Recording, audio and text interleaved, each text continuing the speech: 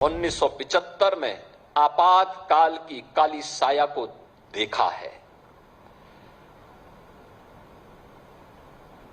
आप मनु पर या राम पर या भारत की विरासत पर टिप्पणी करते हैं। मनु को जानना है तो आप अथर्ववेद पढ़िए, शतपथ ब्राह्मण पढ़िए, मत्स्य पुराण पढ़िए,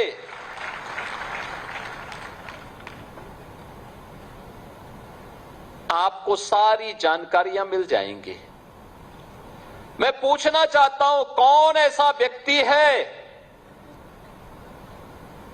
जिसके जीवन में किसी न किसी रूप में, मां के रूप में या बहन के रूप में या पत्नी के रूप में या फिर बेटे के रूप में किसी महिला का संरक्षण उसे न प्राप्त होता हो? कौन ऐसा व्यक्ति है? क्या कोई बेटी पिता के बगैर है? क्या कोई बहन भाई के बगैर है? क्या कोई पत्नी पति के बगैर अपने अस्तित्व को मानती है? और क्या कोई मां बेटे के बगैर अपने अस्तित्व को पूर्ण मानती है? अगर मनुस्मृति ने ये बात कही है,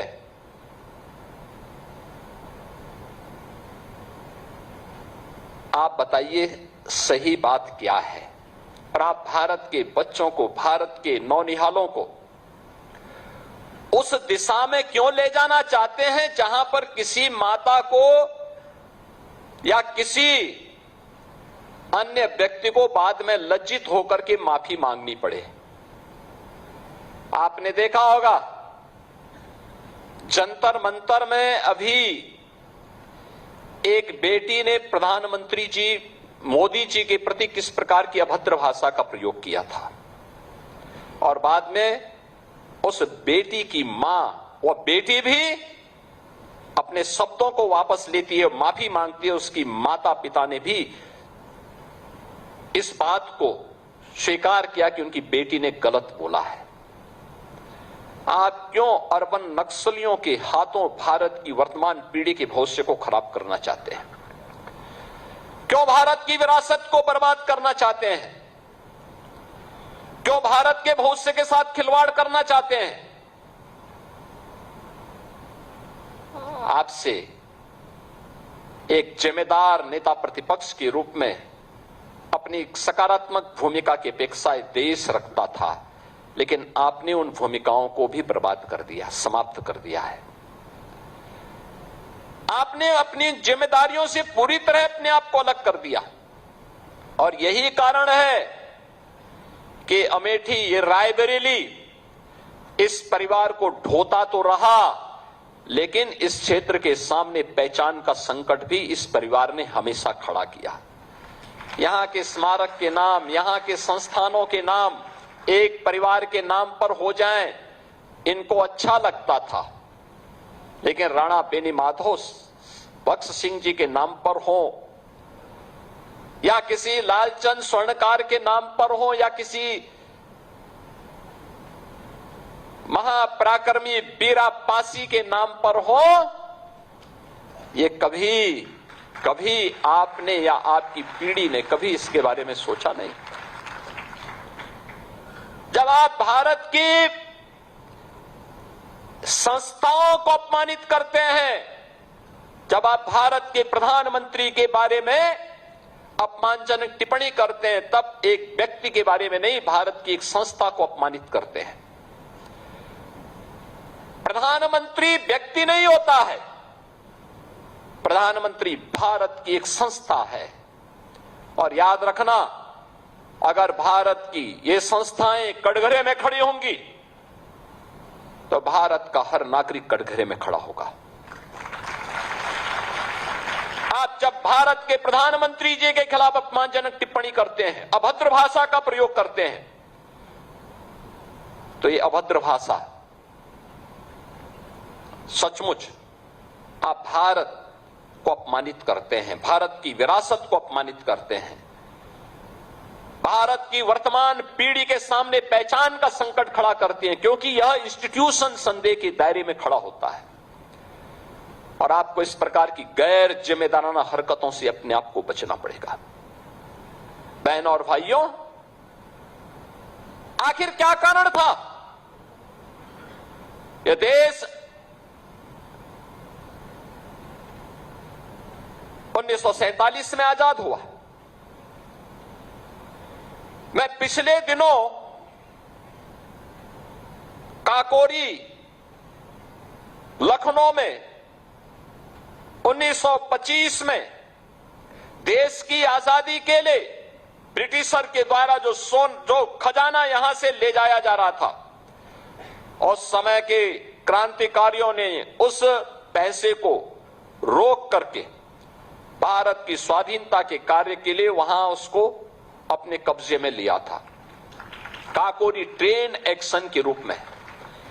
कांग्रेस ने क्या नाम दिया था उसका? काकोरी ट्रेन लूट घटना।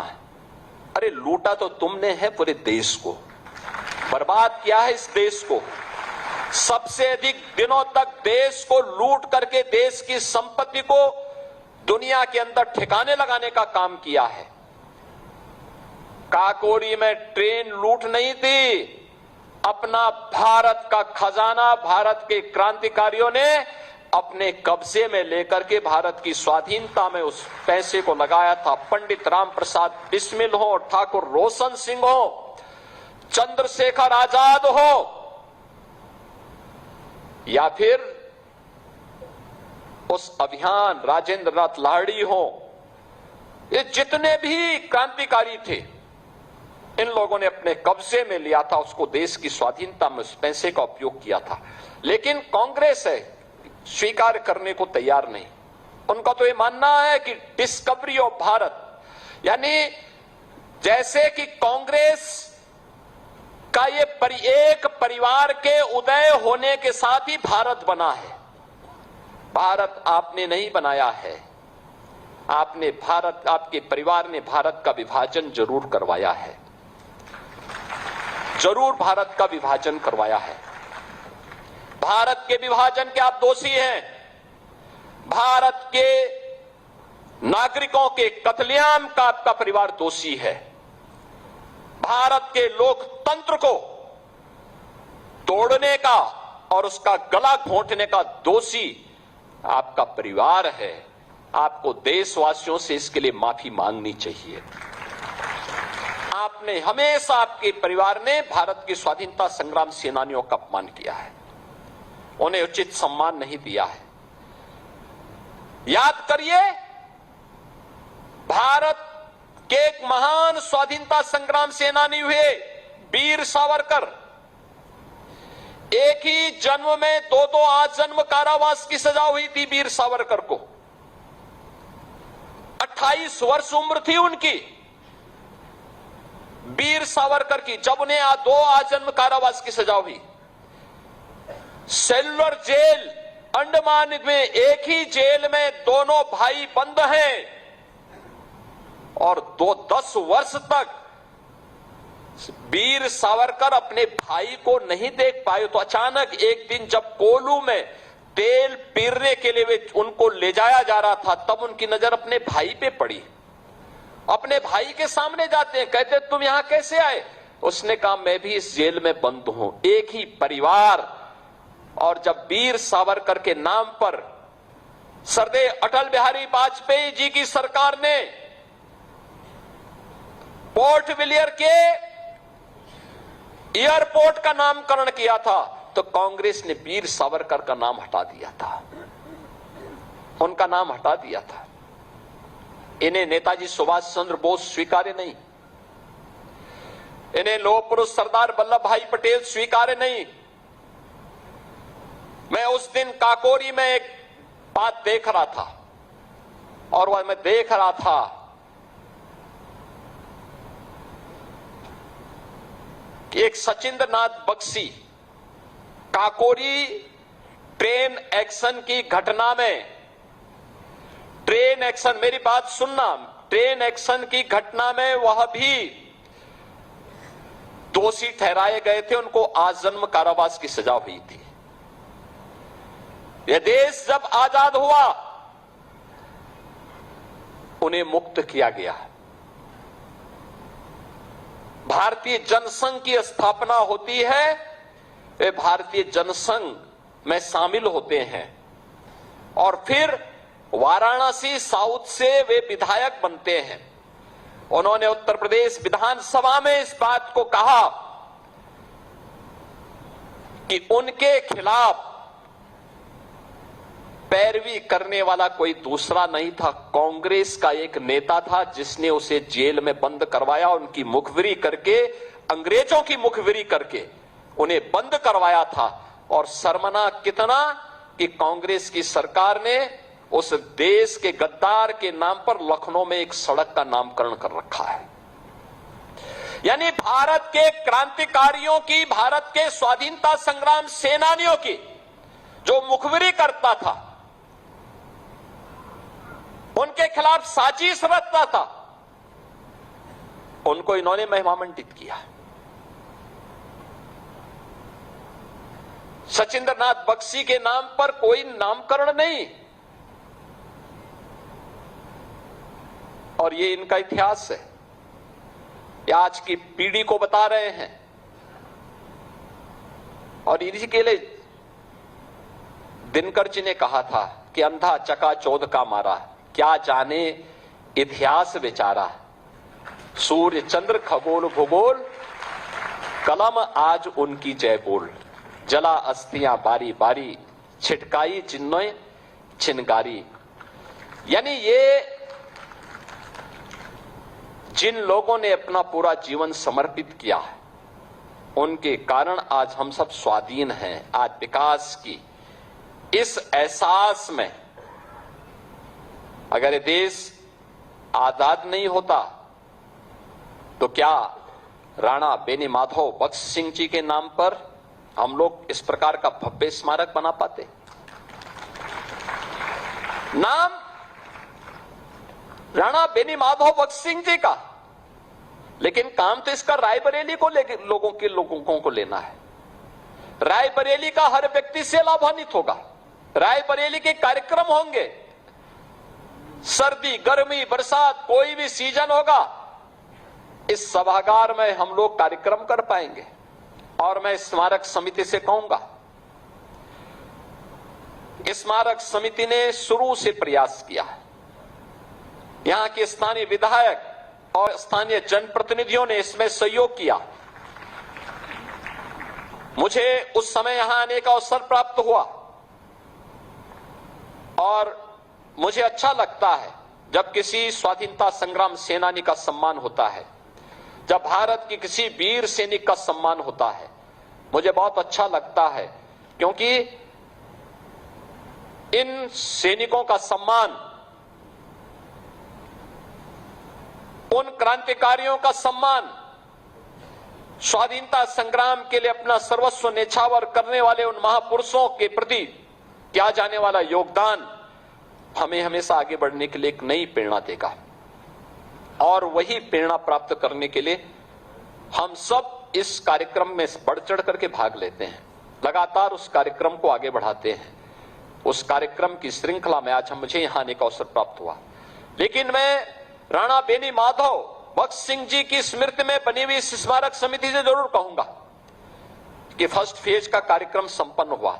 21 करोड़ का कुल इसका बजट था, लेकिन इसमें 25 करोड़ रुपए खर्च हुए, अच्छा बन गया। सेकंड फेज का काम हो रहा है। यहां पे जब मूर्ति लगे, राणा बेनी माधव बख्श सिंह जी के साथ बीरा पासी की मूर्ति को भी लगाइए, उनके उन सहयोगियों की मूर्तियों को लगाइए, क्योंकि जब हम एक होकर के इस लड़ाई को आगे बढ़ाएंगे तो देश की स्वाधीनता बनी रहेगी। अन्यथा आपने कल देखा होगा, कांग्रेस के लोग केवल विरासत का अपमान ही नहीं करते। कल कांग्रेस के प्रदेश अध्यक्ष का आपने आचरण देखा होगा। हनुमानगढ़ी में दर्शन करने जाते हैं और बाहर जाकर के मछली का दावत उड़ाते हैं, राम राम चिल्लाते हैं। बेशर्मी की भी एक सीमा होती है। किसने कहा था फिर मंदिर जाने के लिए? अरे जो खाना था बाहर खा लेते, अयोध्या के बाहर खा लेते। लेकिन उनके कार्यालय में ये है इनका दोहरा आचरण है। गिरगिट भी शर्मा जाता है इन लोगों के सामने। तो वो भी शर्मा जाता होगा कि मनुष्य के रूप में हमारी कौन सी ऐसी प्रजाति हो गई है कि जो वहां मंदिर में राम राम चिल्ला रहे हैं, बजरंगबली के सामने दंडवत होने का ढोंग कर रहे हैं, लेकिन बाहर जाकर के मछली की दावत उड़ा रहे हैं। मछली की दावत उड़ा रहे हैं। इनकी पुराना इतिहास है इस प्रकार का। प्रदेश अध्यक्ष कांग्रेस का, इनके भाई की हत्या की थी एक माफिया ने, और यह व्यक्ति उस माफिया के खिलाफ बयान देने के लिए नहीं गया, बल्कि उसके सामने उसके घुटने टेक करके नतमस्तक हो गया। अपने भाई के हत्यारे को यह व्यक्ति दुर्दांत माफिया के सामने घुटना टेक चुका था। और तो सरकार आई, इस सरकार ने फिर रगड़ करके उसकी भूसी निकाल दी।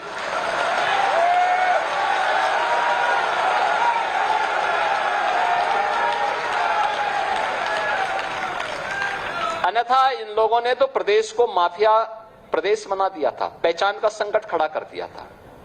बहनों और भाइयों, आज उत्तर प्रदेश का कोई नौजवान हो, कोई बहन हो, कोई व्यापारी हो, कोई अन्नदाता किसान हो या कोई नागरिक हो, आज उसके सामने पहचान का संकट नहीं है। आपने देखा होगा, आज से 10 साल पहले आप कहीं जाते थे, लोग शक की निगाहों से आपको देखते थे। किसने पहचान का संकट खड़ा किया था? बेईमानी करते थे सपा बसपा और कांग्रेस के लोग, लूट खसोट करते थे ये लोग, गुंडे और माफियाओं के सामने घुटना टेकते थे ये लोग। पहचान का संकट प्रदेश के सामने खड़ा किया था इन लोगों ने। और आज आप जाते होंगे, कहीं जाइए देश के अंदर, उत्तर प्रदेश का नाम एक बार आपने ले लिया होगा, आपसे दूर भी है ना, 10 कदम दूर भी, तो आपके पास आकर के आपसे गले मिलना चाहता है। यह है आपकी नई पहचान। आपको उससे मिलने में अच्छा लगे ना लगे, लेकिन अगला व्यक्ति आज आपसे मिलकर के प्रसन्न होता है कि आप यूपी के हैं। और आपने अगर बोल दिया मैं अवध क्षेत्र का हूं, तब तो मान के चलिए कि आपकी पूजा करने की तैयार होता है पूरा देश और पूरी दुनिया। लेकिन उसी अयोध्या पे अब ये प्रश्न खड़ा करना प्रारंभ कर दिए। इनको बुरा लगता है कि अयोध्या में महर्षि वाल्मीकि के नाम पर एयरपोर्ट का नामकरण क्यों हो गया। इनको बुरा लगता है कि अयोध्या में निषाद राज के नाम पर यात्री विश्रामालय क्यों बन गए। इन्हें बुरा लगता है कि सबरी माता के नाम पे भोजनालय क्यों बन गए। भाई, तुम में क्षमता नहीं थी, तुम नहीं बना पाए, तुम क्षमता विहीन थे, अकर्मण्य थे, भ्रष्ट थे, नहीं कर पाए। हम में क्षमता थी, हमने अपनी विरासत को सम्मान दिया। हमने अगर प्रभु राम को सम्मान दिया है, उनका भव्य मंदिर बनाने में योगदान दिया है, तो हमने वही सम्मान महर्षि वाल्मीकि को भी दिया है। वही सम्मान गोस्वामी तुलसीदास जी को भी दिया है। वही सम्मान हमने निषाद राज को भी दिया है। और वही सम्मान हमने वहां पे माता सबरी को भी दिया है। आपके लिए वोट बैंक हो सकता है, हमारे लिए वे पूज्य और आराध्य हैं। हमने उनकी आराधना की है। बहनों और भाइयों, उस विरासत को हमें सम्मानित करना पड़ेगा। और जब तक हम अपने उस विरासत को सम्मान देते रहेंगे, राजनीति से ऊपर उठ करके कार्य करेंगे तो परिणाम आएंगे। उस परिणाम को आगे ले जाने की तैयारी करने की आवश्यकता है। मैं आज के इस अवसर पर आप सबको, पूरे रायबरेली वासियों को राणा बेनीमाधव भगत सिंह जी की स्मृति में बने हुए इस सभागार के लोकार्पण के अवसर पर बधाई देता हूं। पूरा जनपद इससे लाभान्वित होगा। आपके पास एक अच्छी चीज मिली है, इसका संरक्षण भी होना चाहिए, अच्छे तरीके से संचालित हो, अच्छी व्यवस्था के साथ कार्यक्रम हो, वर्ष में यहां पर आयोजन होते रहने चाहिए। आयोजन के अवसर पर स्वाधीनता संग्राम सेनानियों को, शहीद परिवारों को बुला करके सम्मान करने की आवश्यकता है, क्योंकि जब देश का सैनिक सीमाओं पर 24 घंटे खड़ा होकर के रखवाली करता है तब हम चैन की नींद सोते हैं। जब हमारा पुलिस का जवान पेट्रोलिंग करता है, दिन रात सर्दी गर्मी बरसात में अपनी ड्यूटी का निर्वहन करता है, तब हम चैन की नींद सोते हैं, सुरक्षित माहौल में सो पाते हैं। अन्यथा क्या स्थिति होती, हम सब इस बारे में जानते हैं।